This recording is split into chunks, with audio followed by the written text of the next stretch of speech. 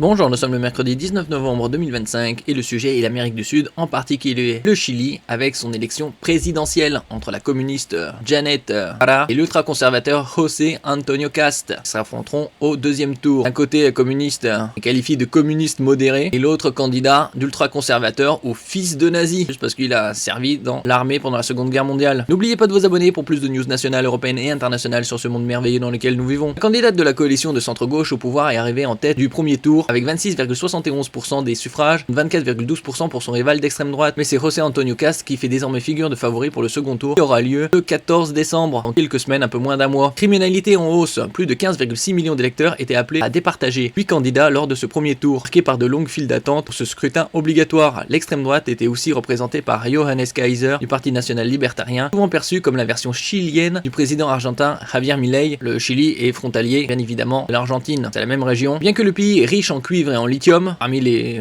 plus grandes réserves de cuivre et de lithium au monde, reste l'un des plus sûrs du continent. La criminalité y a sensiblement augmenté depuis ces dernières années. Le taux d'homicide a bondi de 2,5 à 6, donc ça a plus que doublé, pour 100 000 habitants en une décennie. Les enlèvements ont atteint 868 cas en 2024, en hausse de 76% par rapport à 2021 selon les autorités. Cette violence inédite a éclipsé les aspirations de changement qui avaient porté au pouvoir en 2022 le président de gauche Gabriel Boric, lequel avait fait la promesse finalement avortée d'une nouvelle constitution afin de remplacer celle qui avait été mise en place par Augusto Pinochet. Parallèlement, le pays a connu une hausse de l'immigration. Le nombre de migrants a doublé en 7 ans pour atteindre 8,8% de la population. Une majorité de Chiliens associe la montée de la criminalité à l'immigration irrégulière. On a d'autres informations. Contrôle migratoire renforcé. Exacerber la peur ne suffit pas pour gouverner un pays, a-t-elle cependant déclaré, candidate communiste modérée, après avoir déposé son bulletin dans l'urne à Santiago, capitale du Chili. José Antonio Kast, 59 ans, fils d'un ancien soldat allemand qui a servi pendant la Seconde Guerre mondiale, puis a immigré au Chili, brigue la présidence pour la troisième fois. Son discours cible les 337 000 étrangers en situation irrégulière, en majorité des Vénézuéliens, dans un contexte d'inquiétude face à l'arrivée de groupes criminels étrangers. Le Venezuela qui connaît des problèmes d'inflation très importantes depuis plusieurs années. Une majorité de Chiliens associe la montée de la criminalité à l'immigration irrégulière. Nous avons besoin d'unité pour affronter les problèmes liés à la sécurité, a déclaré le dirigeant du parti républicain, père de 9 enfants, en votant dans la capitale. Les propositions de Kast. Il promet des expulsions massives. Ça sonne un peu comme Donald Trump. La construction d'un mur à la frontière, le renforcement de l'armement de la police et le déploiement de l'armée dans les zones critiques. Johannes Kaiser, lui, porte des propositions encore plus radicales. Le député libertarien de 49 ans promet lui aussi des expulsions massives. Il veut en outre envoyer les migrants dans un casier judiciaire dans la méga prison construite par le président Nayib Bukele au Salvador, Amérique centrale. Ce qui se joue ici, c'est de savoir si la déconnexion de l'Amérique du Sud avec les États-Unis, le monde libre, va continuer de s'accentuer. Il déclarait en réponse à une question après avoir voté à Santiago. Le scrutin fait figure de test pour la gauche sud-américaine, battue récemment en Argentine